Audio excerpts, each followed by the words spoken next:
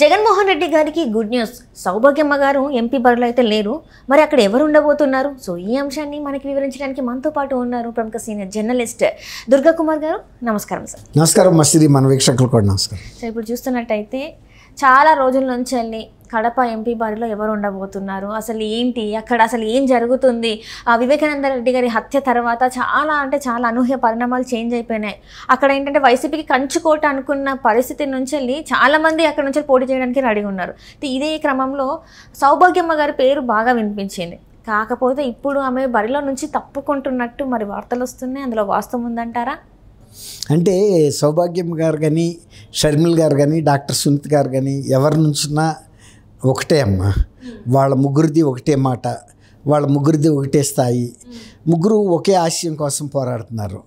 ఏంటి, వివేకానంద రెడ్డి గారి హత్య అంతకుల్ని శిక్షించాలి, ఆయన హత్యకి న్యాయం చేయాలి, ఆయనకి ఆత్మశాంతి కలగాలి, ఆయన్ని చంపిన వాళ్ళు కూడా శిక్షకి గురి అవ్వాలి, వాళ్ళని వదలటానికి వీలు లేదనేది వాళ్ళ ముగ్గురి సమైక్యమైన డిమాండ్. కాబట్టి వాళ్ళకి ఉన్న పరిస్థితిని బట్టి ఎవరు అక్కడ పోటీ చేస్తే బాగుంటుంది అనేది ఆ ముగ్గురులో ఒకటే మాటగా ఉండి వాళ్ళు నిర్ణయించుకుంటారు. ముఖ్యంగా షర్మిల్ గారు పీసీసీ ప్రెసిడెంట్గా ఉండి యాక్టివ్గా ఉంది కాబట్టి.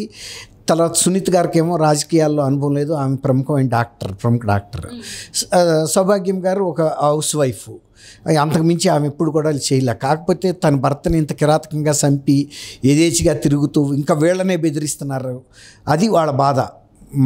నా భర్తను చంపటమే కాకుండా మమ్మల్ని ప్రాణహాని కల్పించే పరిస్థితి తీసుకొస్తున్నారు, మాకు కూడా ప్రాణహాని కలిగే పరిస్థితి వస్తుంది, మా ప్రాణరక్షణ లేదు. తర్వాత ఇంత బాహాటంగా తిరుగుతున్నా కూడా మా మనిషి అనుకున్న జగన్మోహన్ రెడ్డి, మా కొడుకు అనుకున్న జగన్మోహన్ రెడ్డి వాళ్ళకే వత్తాసు పలుకుతున్నాడు. ఇది వాళ్ళకి బాధ అనిపిస్తుంది, చాలా బాధ అనిపిస్తుంది. తర్వాత ఆయన చంపిన తీరు కూడా వాళ్ళు ఇప్పుడు కూడా ఎవరు కూడా ప్రజలే మింగలేకపోతున్నారంటే కుటుంబ సభ్యులకి ఇంకెంత కష్టంగా ఉంటుందో మనం ఆలోచించుకోవచ్చు. ఇప్పుడు షర్మిల్ గారు అక్కడి నుంచి పోటీ చేస్తుంటే కూడా సౌభాగ్యం గారు తన వంతు ప్రచారంలో పాల్గొంటారు, ఆమెకి ఏ విధమైన సహాయ సహకారాల నుంచి చాలా చేస్తారు. అలాగే డాక్టర్ సునీత్ గారి గురించి అసలు చెప్పక్కర్లేదు. సునీత్ గారు కూడా ఇప్పుడు ఆమె అక్కడి నుంచి షర్మిల్ గారు చేస్తున్నారు కాబట్టి ఒకవేళ తను పులివెందుల నుంచి జగన్మోహన్ రెడ్డి మీద గారు పోటీ చేసినా కూడా మనకు ఆశ్చర్యమేం లేదు. ఇంకా క్లారిటీ రాలేదు. ఒకవేళ చేసే ఛాన్స్ ఉంది ఇంకా ఇప్పటికి కూడా. ఒకవేళ అట్లా కాని పక్షంలో కూడా సౌభాగ్యం గారు అయినా చేయొచ్చు, ఇంకా ఏదైనా మనం ఊహించినవి కూడా జరగవచ్చు. ఎవరు పోటీ చేసినా సునీత్ గారు, సౌభాగ్యం గారు కడప అండ్ పులివెందుల, కడప లోక్సభ స్థానంలోనూ పులివెందుల స్థానంలోనూ వాళ్ళ శక్తి వంచన లేకుండా ప్రచారం చేస్తారు. వీళ్ళ గెలుపుకి కృషి చేస్తారు. ఎవరైతే జగన్మోహన్ రెడ్డి గారికి వ్యతిరేకంగా పోటీ చేస్తున్నారో వాళ్ళకి. అట్లాగే షర్మిల్ గెలుపు కూడా వాళ్ళు కృషి చేస్తారు. అంటే ఇక్కడ చూస్తున్నట్టయితే సార్, మొన్నటి వరకు తన పేరు వినిపించింది. అంటే టీడీపీ నుంచి కూడా పోటీ చేసే అవకాశాలు ఉన్నాయి. అంటే సౌభాగ్యమ్మ గారు టీడీపీలోకి వెళ్ళి అక్కడ నుంచి పోటీ చేసే అవకాశం ఉందని చెప్పేసి మనకు వార్తలు వచ్చినాయి. ఇక్కడ వచ్చేసి చూస్తే మనకి కాంగ్రెస్ నుంచి షర్మిల గారు, ఇక్కడ టీడీపీ నుంచి వెళ్ళి సౌభాగ్యమ్మ గారు అని అట్లా వార్తలు వచ్చాయి. ఇప్పుడు సడన్గా చూస్తే మళ్ళీ షర్మిల గారి పేరు బయటకు వస్తుంది. అంటే దీన్ని ఎలా చూడాలి మరి? అంటే షర్మిల్ గారు ఒక పార్టీ నుంచి పోటీ చేసిన తర్వాత మళ్ళీ వీళ్ళు మాత్రం డెఫినెట్గా పోటీ చేయరమ్మా, ఏ పార్టీ నుంచి కూడా. ఇండిపెండెంట్గాను చేయరు, ఏ పార్టీ నుంచి కూడా చేయరు. ఎందుకంటే అవినాష్ రెడ్డిని ఓడించడానికి మళ్ళీ వీళ్ళు ఓట్లు చీల్చేసుకున్నారనుకో, అవినాష్ రెడ్డి ఈజీగా గెలుస్తాడు. కాబట్టి వాళ్ళ కుటుంబంలో నుంచి ఇంకొకళ్ళు పోటీ చేయటం అనేది ఉండదు.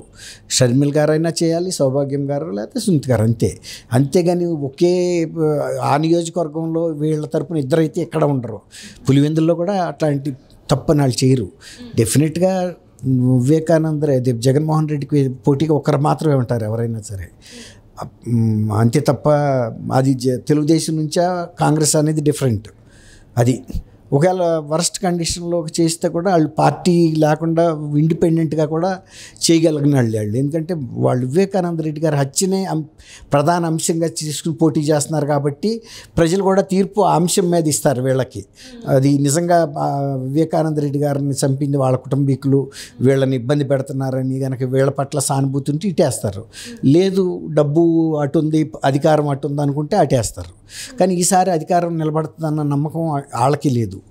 ఎట్లా అంటే ప్రజల్లో కూడా కుటుంబంలో ఎంత వ్యతిరేకత వచ్చిందో రాష్ట్ర ప్రజల్లో అన్ని జిల్లాల్లో కూడా వ్యతిరేకత స్పష్టంగా కనిపిస్తుంది. మొన్న ప్రైమ్ మినిస్టర్ గారు కూడా వచ్చినప్పుడు చాలా జన బాహుళ్యం బాగా హాజరయ్యారు. ఆయన కూడా అన్నాడు, రాష్ట్ర ప్రభుత్వం మీద మీకు ఎంత కసి ఉందో, కోపం ఉందో, ఆగ్రహం ఉందో నాకు తెలుస్తుంది మీరు దీనిలోనే అని, ఇక్కడికి హాజరవటంలోనే మీ ఇది ఆగ్రహం కనపడుతుందని. కాబట్టి తను చేసిన తప్పులకే తను భారీ మూల్యం చెల్లించుకోవాల్సి వస్తుంది. ఇప్పుడు మోడీ గారు, చంద్రబాబు నాయుడు గారు తర్వాత మాట, అసలు ముందు వైఎస్ఆర్సీపీ పాలన మీద, వాళ్ళ వైఖరి మీద, వాళ్ళ ప్రజల పట్ల వాళ్ళు అనుసరిస్తున్న విధానాల పట్ల ప్రజలకు వ్యతిరేకత వచ్చేసింది. మనం తప్పు చేశాము 5 ఏళ్ల క్రితం ఒకసారి అని అడిగినందుకు, అది రాజశేఖర రెడ్డి గారు అబ్బాయి మంచి పరిపాలన అందిస్తాడని మనం నమ్మాము. కానీ జరిగినందుకు మన బిడ్డలకు కానీ మనకు కానీ ఎవరికి కూడా సరైన న్యాయం జరగలేదు, రాష్ట్రానికి కూడా జరగలేదు. రాష్ట్రం కూడా వెనకబాటుతనానికి గురైంది, ప్రగతి ఆగిపోయింది, డెవలప్మెంట్ లేదు, అప్పుల పాలైంది రాష్ట్రం. మళ్ళీ ఇప్పుడు ఈ డెవలప్మెంట్ సాధించాలంటే ఎన్నాళ్ళు పడుతుంది. ఒక రాజధాని నిర్మాణం జరుగుతూ ఉండగా దాన్ని అర్ధంతరంగా ఆపేసి ఇంకా ఏ రాజధాని కూడా 3 అన్నాడు కానీ ఏదీ చేయలేదు. అట్లా ప్రతి దాంట్లోనూ ఆయన ముందుకెళ్తున్న రాష్ట్రాన్ని స్పీడ్ బ్రేకర్ లాగా అడ్డం పడ్డాడు తప్ప రాష్ట్రానికి కానీ ప్రజలకు కానీ ఆయన చేసిన మేలేం లేదు. తన సొంత కుటుంబానికి తన ఆర్థిక పరిస్థితిని మెరుగుపరచుకోవడానికే ఉపయోగించుకున్నాడు. గతంలో సంపాదించిన వేల కోట్లు లక్షల కోట్లు ఉన్నాయి అనుకున్నప్పుడు మళ్ళీ ఈ 5 ఏళ్ల కాలాన్ని ఇంకా సద్వినియోగం చేసుకున్నాడు తన ఆర్థిక పరిస్థితి మెరుగుపరచుకోవటానికి. అంటే ఇంకా దోచుకున్నారంటారా మరి? అంతే కదా. ఇప్పుడు ఎవరు చెప్పారు? ఆ షర్మిల గారు ఏం చెప్పింది? దోచుకోవటం దాచుకోవటమే కానీ ప్రజల పట్ల కానీ మీ పట్ల మా పట్ల కుటుంబ సభ్యుల పట్ల ఆయనకి ప్రేమ లేదంటే, సొంత చేతులతో ఎత్తుకు పెంచిన ఆయన బాబాయ్ వివేకానంద రెడ్డి గారు, వివేకం గారు హత్య కేసులో ముద్దాయిల్ని ఆయన మద్దతు ఇస్తున్నాడంటేనే వాళ్ళ కుటుంబంలోనే ఏహ్యభావం కలుగుతుంది. ఆయన్ని షర్మిల గారిని ఎలా పెంచాడో, డాక్టర్ సునీతిని ఎలా పెంచాడో, జగన్మోహన్ రెడ్డిని కూడా దాదాపు వీళ్ళంతా దాదాపు దగ్గర వయస్కులు ఆయన చేతుల మీద పెంచాడు. ఆయన కొడుకులు కూడా లేని లోటు అట్లా ఈయన కొడుకు అనుకున్నాడు. తీరా ఇవాళ బాబాయిని ఇంత ఘోరంగా చంపితే ఆ హత్య అవతలాళ్ళకి సపోర్ట్ చేస్తున్నాడు కానీ బాబాయ్ అంతకుల్ని శిక్షించాలనే లేదు. ఇవన్నీ కూడా ప్రజలందరూ గ్రహిస్తున్నారు, కుటుంబ సభ్యులు గ్రహించారు. ఇవన్నీ కోర్టుల్లో న్యాయస్థానాల్లో కూడా జరుగుతూనే ఉన్నాయి.